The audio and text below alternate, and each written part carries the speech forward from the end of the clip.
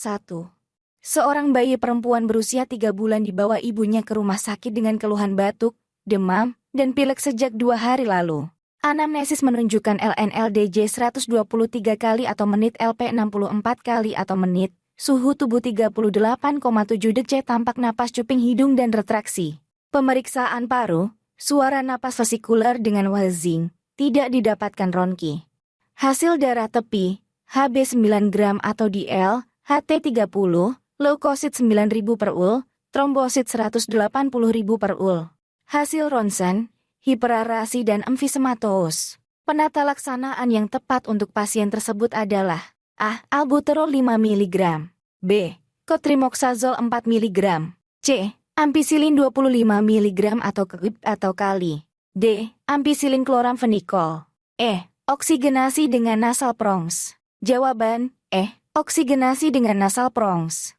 Pembahasan, berdasarkan anamnesis, pemeriksaan fisis, dan pemeriksaan penunjang pasien didiagnosis mengalami bronkiolitis. Gejala pada anak yang mengalami bronkiolitis antara lain mengi yang tidak membaik dengan 3 dosis bronkodilator kerja cepat, hiperinflasi dinding dada, hipersonor pada perkusi, retraksi dinding dada, trackless atau ronki pada auskultasi, sulit makan, menyusu, atau minum. Infeksi virus RSV umumnya bersifat self-limiting, sehingga pengobatan hanya bersifat suportif.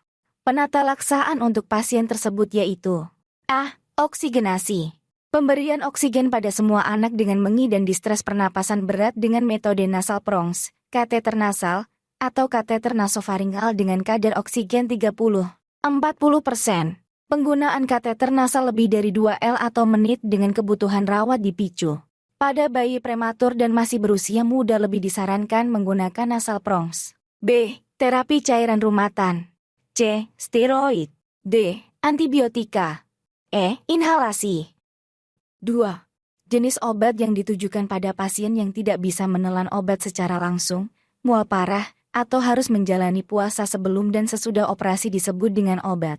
A. Topikal. B. Intrakardial. C. Parental. D. Supositoria. E. Sistemik. Jawaban, D. Supositoria. Pembahasan. Supositoria merupakan jenis obat-obatan yang dimasukkan melalui dubur. Jenis obat ini ditujukan bagi pasien yang tidak bisa menelan obat secara langsung, mengalami mual parah, atau harus menjalani puasa sebelum dan setelah operasi. Obat-obatan supositoria berbentuk padat dan mengandung sejenis zat lilin yang mudah terurai begitu berada dalam rektum. Dinding rektum terdiri dari permukaan tipis dengan banyak pembuluh darah sehingga obat dapat diserap dengan cepat.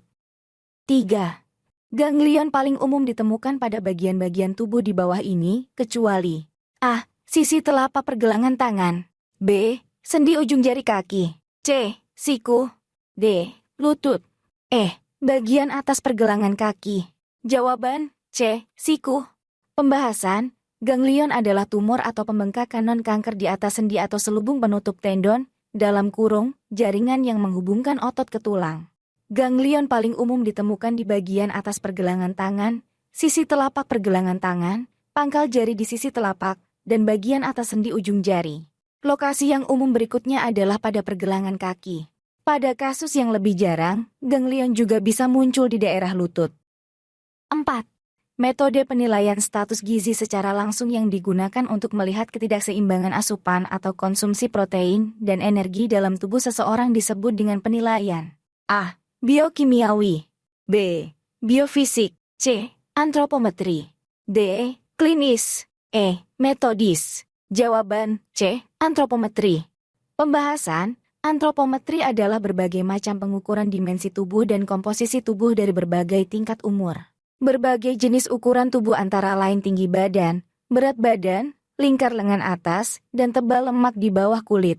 Secara umum, antropometri digunakan untuk melihat ketidakseimbangan asupan atau konsumsi protein dan energi.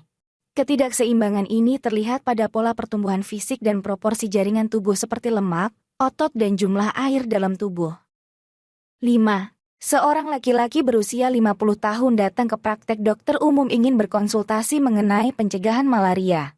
Pasien akan melakukan penelitian di daerah endemis malaria. Maka obat yang paling tepat untuk diagnosis di atas adalah A. primaquine. B. Dehidratimicin. C. Sulfadoxil. D. Quinin.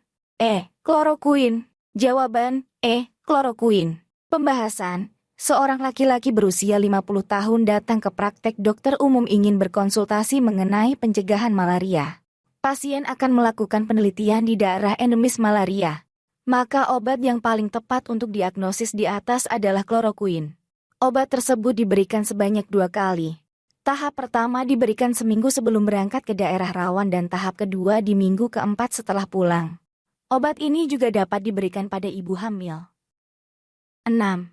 Jika Anda menemui pasien overdosis yang tidak sadarkan diri namun masih bernapas, langkah penanganan pertama yang Anda lakukan adalah A. Berikan tarikan ringan dan tusuk-tusuk daun telinga. B. Lakukan CPR. C. Miringkan kepala dan ke belakang dan mengangkat dagu penderita. D. Posisikan badan penderita dengan nyaman. E. Baringkan tubuh penderita ke sisi kiri.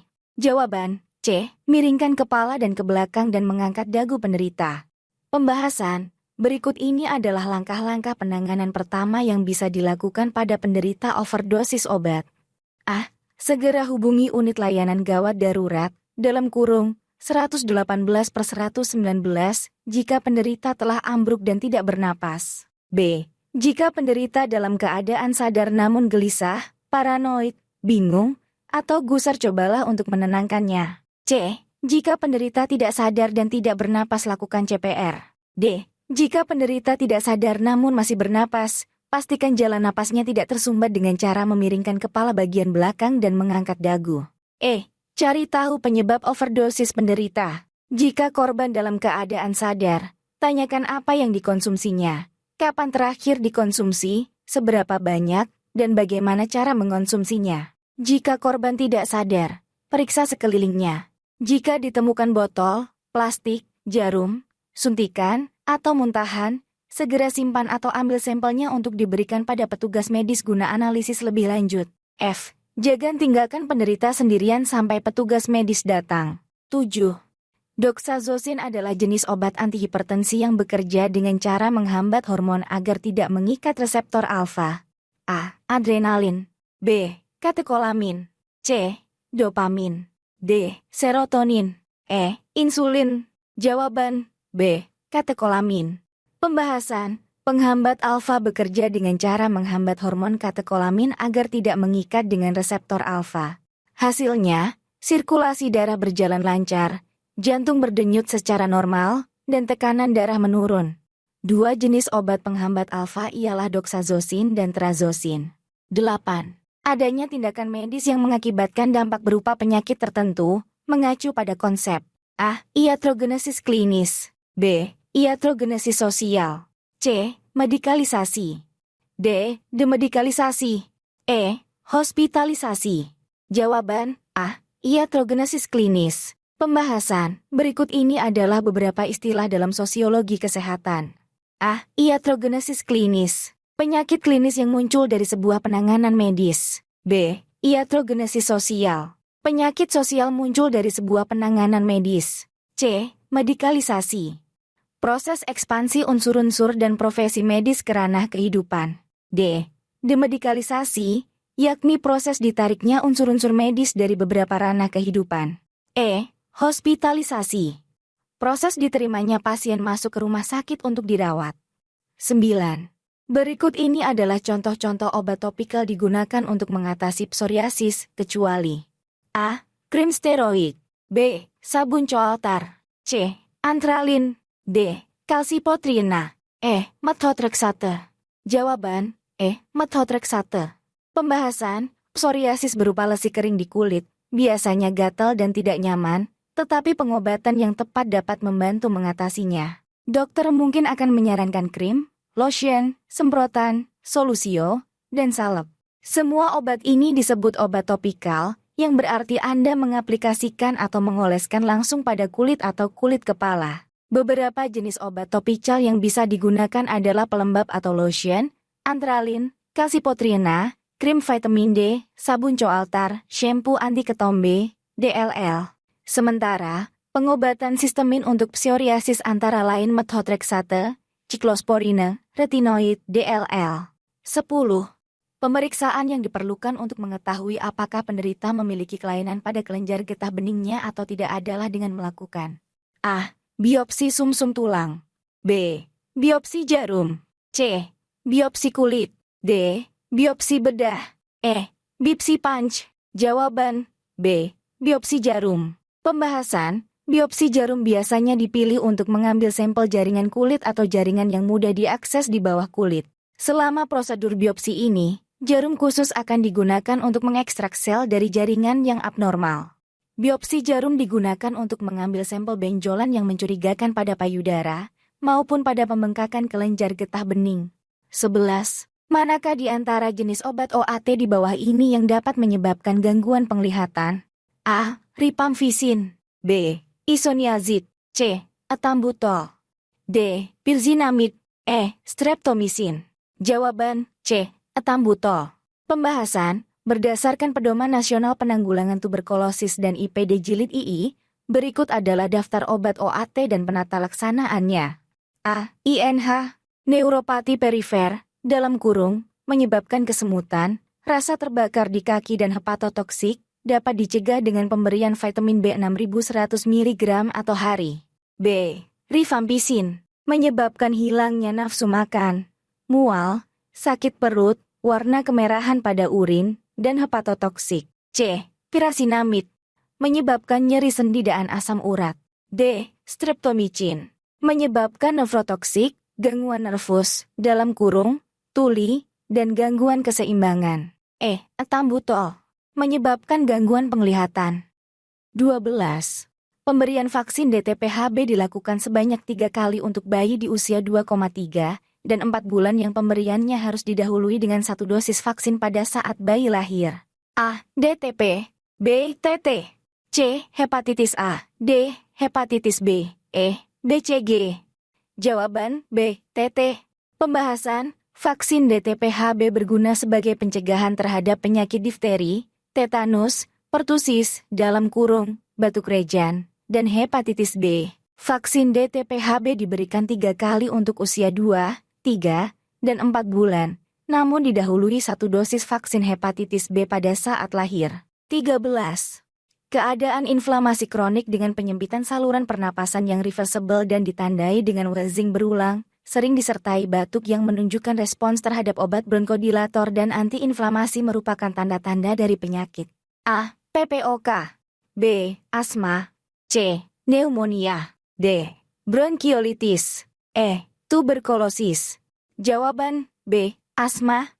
Pembahasan. Asma adalah keadaan inflamasi kronik dengan penyempitan saluran pernapasan yang reversibel. Tanda karakteristik berupa episode wheezing berulang, sering disertai batuk yang menunjukkan respons terhadap obat bronkodilator dan antiinflamasi.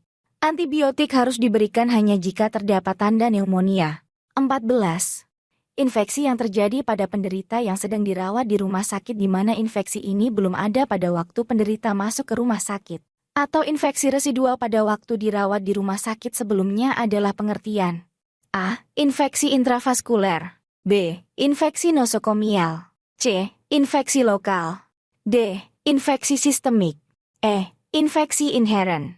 Jawaban B. Infeksi nosokomial.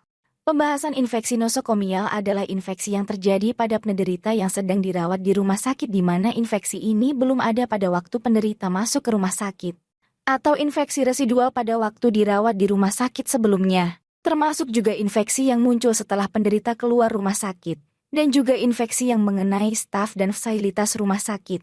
15. Seorang anak laki-laki berusia 15 tahun dibawa ibunya ke rumah sakit dengan keluhan mual dan muntah. Keluhan juga disertai nafas cepat, lemas, bibir kering, penglihatan kabur, dan pusing sejak 2 hari lalu. Pasien diketahui memiliki riwayat diabetes mellitus sejak 2 bulan yang lalu. Pasien mengalami penurunan berat badan drastis dan pernah diberikan terapi insulin 1 bulan yang lalu, 3 kali sehari 10 unit namun terapi tidak dilanjutkan. Pada pemeriksaan fisik didapatkan suhu tubuh 35,4 deg turgor kulit baik, jantung dan paru dalam batas normal denyut nadi 64 kali atau menit TD 120/90. Laboratorium HB 14,0 Gr atau di leukosit 10. 500 per ul eritrosit 5,3 juta atau ul HT 40% trombosit 231. 000 per ul glukosa 250 mg atau DL keton 300 mg atau DL SGOT 13 SGPT 8 GDS lebih dari 200 mg atau DL. Penata laksaan yang tepat untuk pasien tersebut adalah A. Insulin, B. Biguanid, C. Metformin, D. Sulfonylurea, E. Gilbenlamid. Jawaban A. Insulin. Pembahasan berdasarkan anamnesis, pemeriksaan fisis, dan pemeriksaan penunjang pasien didiagnosis KAD plus DM tipe 1. Anamnesis yang mendukung KAD adalah keluhan utama penurunan kesadaran dengan riwayat DM tipe 1. Pemeriksaan fisis yang mendukung diagnosis KAD adalah ditemukannya penurunan kesadaran, pernafasan Kussmaul, tanda-tanda dehidrasi. Pemeriksaan penunjang yang mendukung diagnosis adalah peningkatan kadar glukosa darah dan ketonuria. Penata laksanaan pasien dilakukan dengan terapi medikamentosa, yakni dengan pemberian IVFD NaCl 0,925 makromenit, pemasangan kateter urin, pemberian insulin awal dengan dosis 10 UI dalam NaCl 100 cm3 kecepatan 7 cm3 jam, injeksi ceftriaxona 1 ke 12 jam, pemberian diet DM 3000 kalori, pemantauan kadar GDS atau 4 jam, perhitungan diuresis, B-alance cairan, input, output, serta IWL.